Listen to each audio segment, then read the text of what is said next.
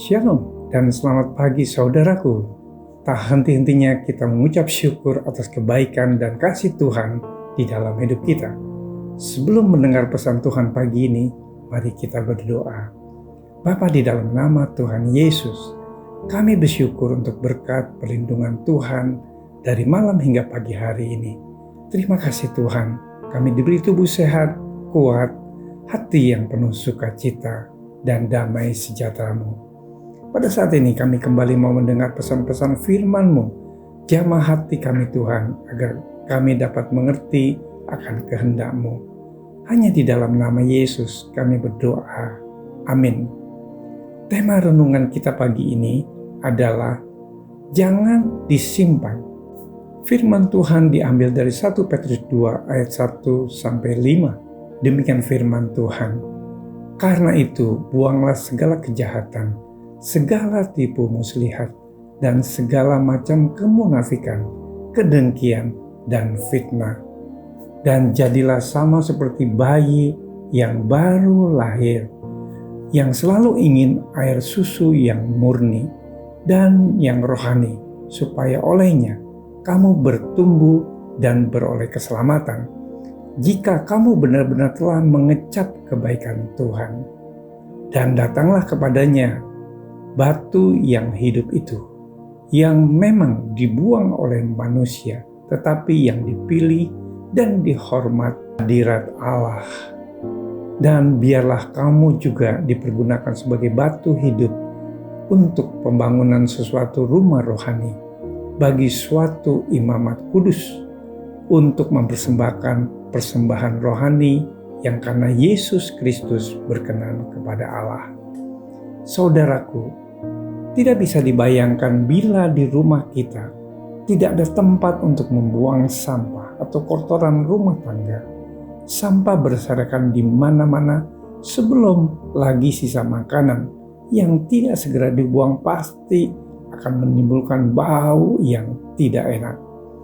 Hal ini menimbulkan ketidaknyamanan.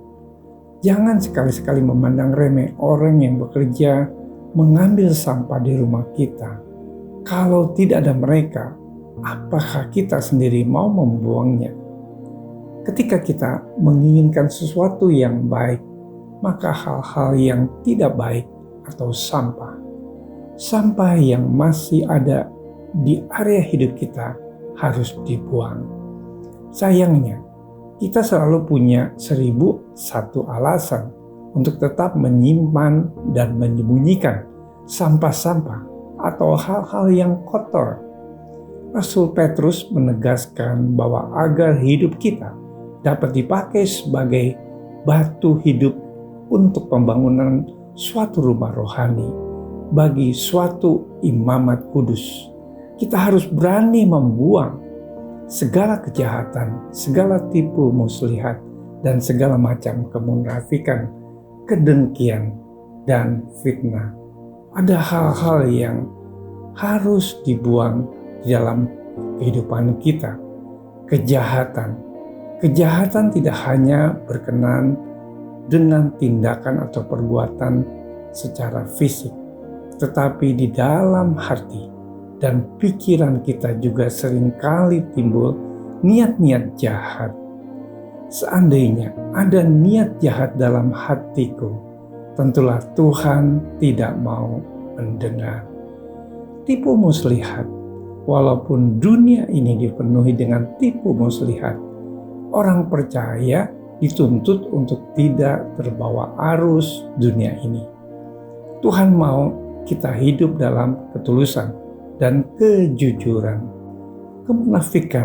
Munafik bisa diartikan bermuka dua. Perkataannya berbeda dengan isi hatinya.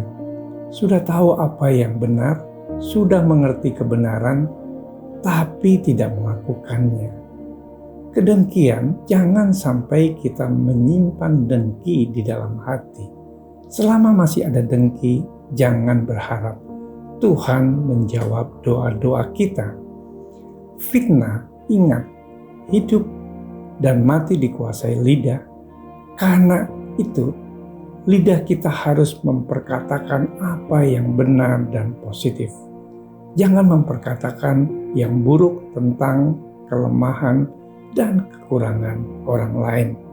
Saudaraku sekalian, Tuhan tidak akan bisa menggenapi rencananya dan memakai hidup kita untuk menjadi alat kemuliaan-Nya selama masih ada sampah-sampah.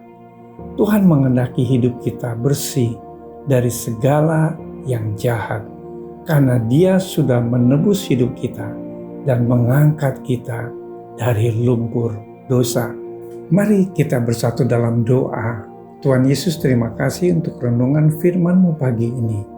Tuhan, kami percaya Engkau adalah Tuhan yang sangat baik. Tolonglah kami ya Roh Kudus, agar kami dapat membuang segala yang jahat dan dosa yang tidak berkenan kepada Tuhan, sehingga kami memiliki hati yang bersih. Di dalam nama Tuhan Yesus, kami berdoa. Amin. Selamat beraktivitas. Tuhan Yesus memberkati.